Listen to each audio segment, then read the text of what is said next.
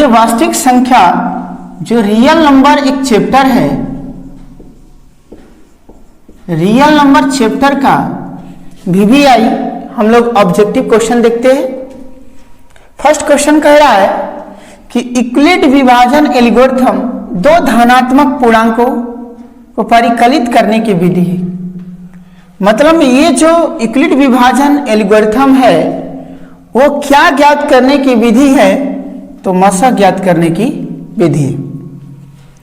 दूसरा क्वेश्चन कह रहा है एक अशून्य परिमेय, अशून्य परिमेय क्या होगा, मान के चलिए 2 और एक अपरिमेय संख्या √3 का गुणनफल क्या होता है, तो गुणनफल हमेशा क्या होगा, अपरिमेय संख्या होगा। क्या होगा, अपरिमेय संख्या। यदि p एक धनात्मक पूर्णांक है तो धनात्मक सम पूर्णांक का रूप क्या है, तो सम पूर्णांक का रूप होने के लिए वैसी संख्या जो 2 से पूरी विभाजित हो जाए उसे हम लोग क्या कहते हैं, सम संख्या कहते हैं। तो यहां पर देखिए सम संख्या तभी होगा, ये 2 से तभी विभाजित होगा जब दोनों में 2 का कॉमन होगा। और यहां पर देखिए अगर ठीक है 2 रख दिए तो ये कट जाएगा, लेकिन 1 रखेंगे तो नहीं कटेगा, 3 रखेंगे तो नहीं कटेगा। यहां पर भी वही बात है, दोनों में कॉमन नहीं है। लेकिन यहां पर देखिए, यहां p का वैल्यू कुछ भी रखते हैं, लेकिन यहां पर क्या है, इसके गुणांक में क्या है, इसके जो गुणनखंड के रूप में है वो 2 है, तो 2 से क्या हो जाएगा, ये डिवाइड हो जाएगा, अतः आंसर आपका क्या होगा, सम पूर्णांक का जो रूप होगा 2p होगा। 2 लगातार संख्याओं का मसा, कोई भी 2 लगातार संख्या ले लीजिए, मान के चलिए अगर 6 7 ले लेते हैं, 3 2 लेते हैं, 2 3 ले लेते हैं, या और भी संख्या कोई भी लेंगे तो उसका मसा हमेशा क्या निकलेगा, 1 निकलेगा। कितना होगा, 1। अब कह रहे क्वेश्चन यदि a और b अभाज्य संख्या है तो a और b का लसा क्या है, तो जब भी अभाज्य संख्या 2 प्राप्त हो और उसका लसा पूछे तो उन दोनों को क्या कर दीजिए, मल्टीपल कर दीजिए। तो मल्टीपल कीजिएगा तो आंसर क्या आएगा, a गुणे b आएगा। 6 नंबर क्वेश्चन कह रहा है कि 2 परिमेय संख्याओं के बीच कितनी परिमेय संख्या होती है, तो 2 परिमेय संख्याओं के बीच अनंत परिमेय संख्या होती है। कितनी होती है, अनंत। यूक्लिड विभाजन प्रेमिका किस पूर्णांक के लिए सत्य है, तो यूक्लिड विभाजन जो प्रेमिका है वो हमेशा धनात्मक पूर्णांकों के लिए सत्य होता है। कलन विधि किसे कहते हैं, कलन विधि जो है एचसीएफ ज्ञात करने की विधि है। मतलब कलन विधि को यूक्लिड विभाजन एल्गोरिथम विधि के नाम से भी जाना जाता है, और एल्गोरिथम जो विधि है एचसीएफ ज्ञात करने की विधि, इसलिए इसका आंसर क्या होगा, एचसीएफ हो। 2 लगातार विषम संख्याओं का मसा क्या होता है, 2 लगातार कोई विषम संख्या ले लीजिए, मान के चलिए 3 और 5 लिए, तो इन दोनों का जो मसा आएगा हमेशा क्या आएगा, 1 आएगा। इसलिए 10 का जो ऑप्शन होगा वो होगा बी हो। यदि 156 बराबर 2x के पावर 2 के पावर x, 3 के पावर y और 13 के पावर z है, तो x plus y plus z का वैल्यू क्या हो। तो हम लोग करेंगे क्या कि 156 का फैक्टर कर लेंगे, 156 का हम लोग क्या करेंगे, फैक्टर करेंगे, तो 2 से जाएगा 78, फिर 2 से अगर हम ले जाएंगे तो 3, यहाँ 39 होगा, और फिर 3 से कितना होगा, 13 3 39। तो फैक्टर करने पर क्या दिखने को मिला कि 2 के पावर 2 3 इंटू 13, इसके पावर कितने हैं, 1 है। तो जब हम इससे और इससे तुलना करेंगे तो इससे तुलना करेंगे, इसका मतलब है कि 2x बराबर 2 के पावर 2, तो एक जब बेस इक्वल होता है तो पावर क्या हो जाएगा, इक्वल। x बराबर कितना हो जाएगा, 2 हो जाएगा। तो x का वैल्यू जब 2 आ गया, उसी तरह y का वैल्यू कितना आएगा, 1 आएगा। उसी तरह z का वैल्यू कितना आ जाएगा, 1 आएगा। तो ये कितना हो गया, 4। ऑप्शन नंबर कितना होगा आपका, ए होगा। संख्या 2.1311311131113 डॉट। तो ऐसे क्वेश्चन क्या होते हैं? इस क्वेश्चन को ध्यान से देखिए, ये अशांत अनावर्ती है। क्या है? अशांत अनावर्ती है। और मैंने पहले भी बताया है कि अशांत अनावर्ती जो होता है वो क्या होता है? अपरिमेय संख्या होता है। तो ऑप्शन नंबर आपका क्या होगा? सी। किसी धनात्मक पूर्णांक ए और बी के लिए ए बी का मसा गुणे लसा। तो मैंने बतलाया था थ्योरी में कि पहली संख्या गुणे दूसरी संख्या बराबर मसा गुणे लसा।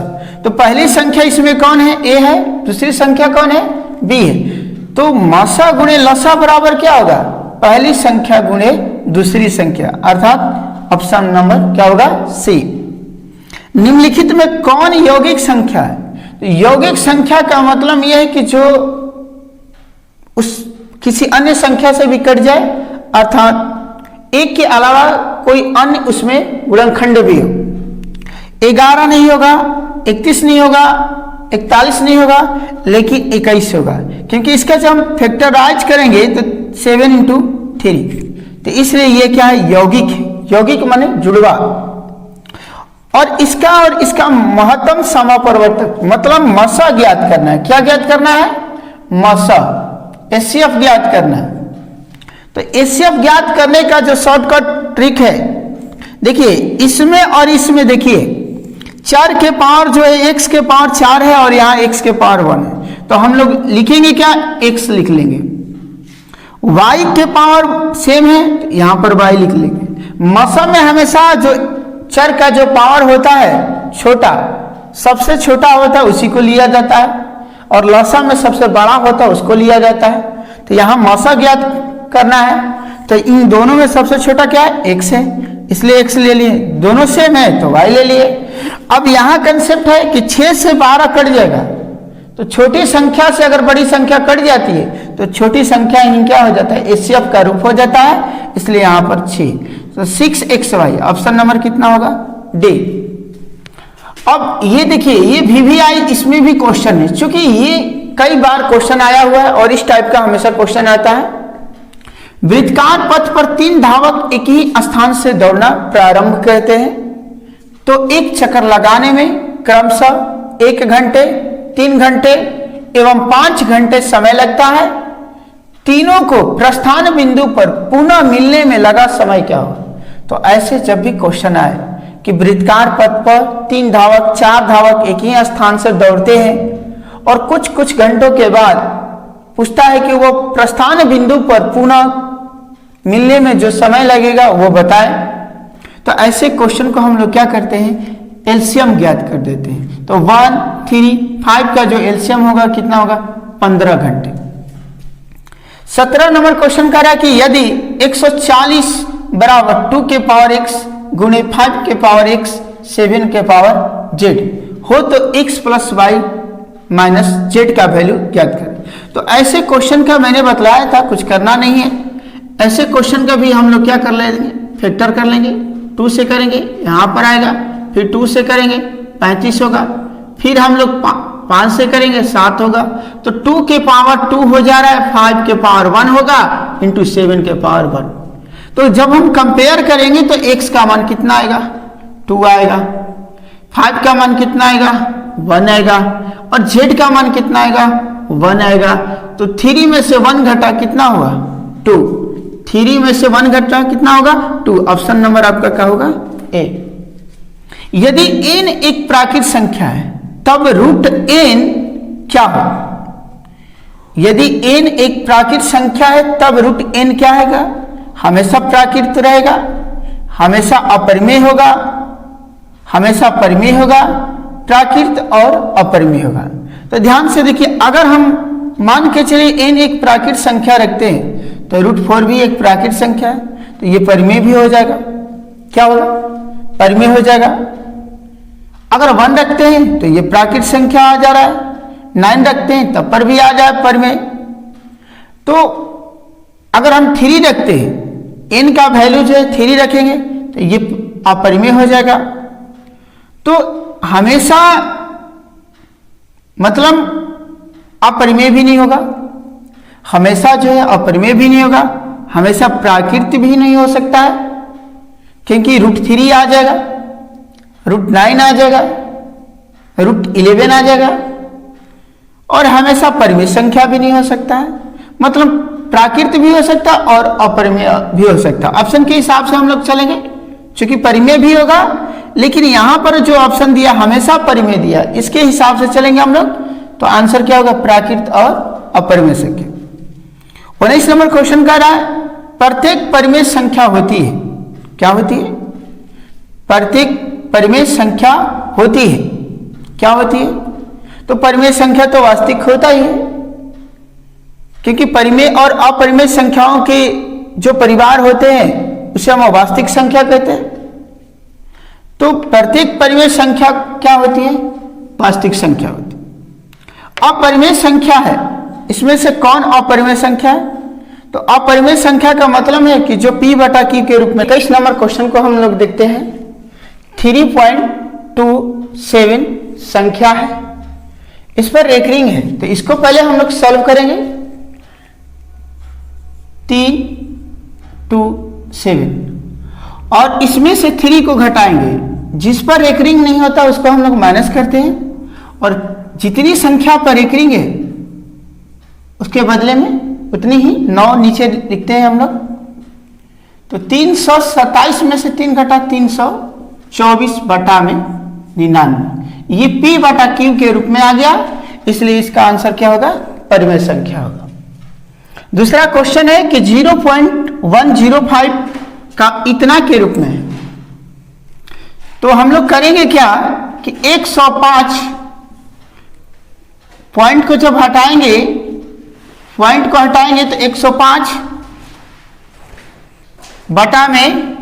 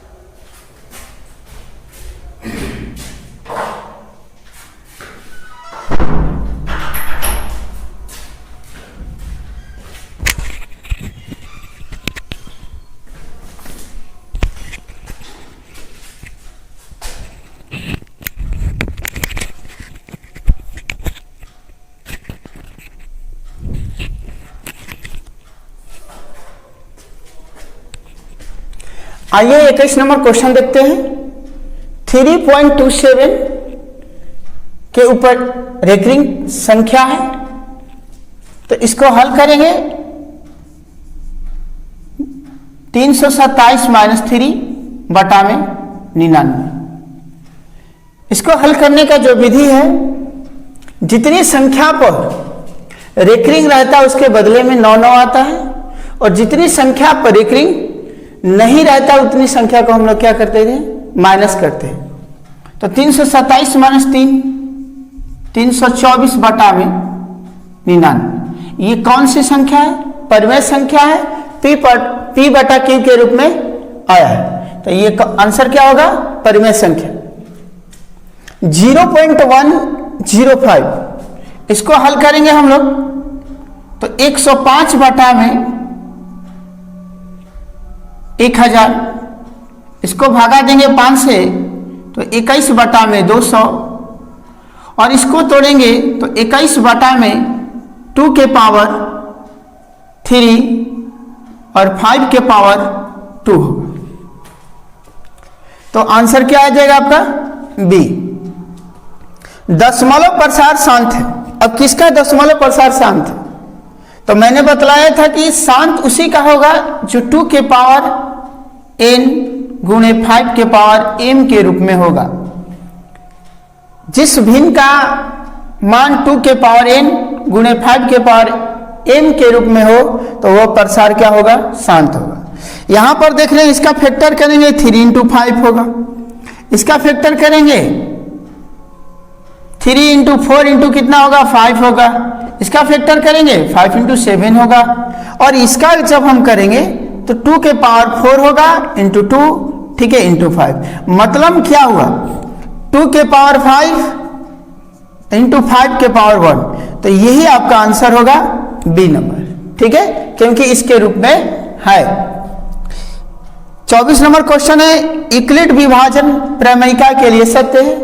तो मैंने बतलाया था कि यूक्लिड विभाजन त्रैमासिक के लिए क्या सत्य है कि r का जो वैल्यू है 0 से बड़ा और बराबर, परंतु b से क्या होना चाहिए, छोटा होना चाहिए। Answer number A. अंकगणित की आधारभूत प्रमेय का जो प्रमाण दिया गया है वो प्रमाण किसने दिया था, फ्रेडरिक गॉस ने दिया था। किसने दिया था, फ्रेडरिक गॉस ने दिया था।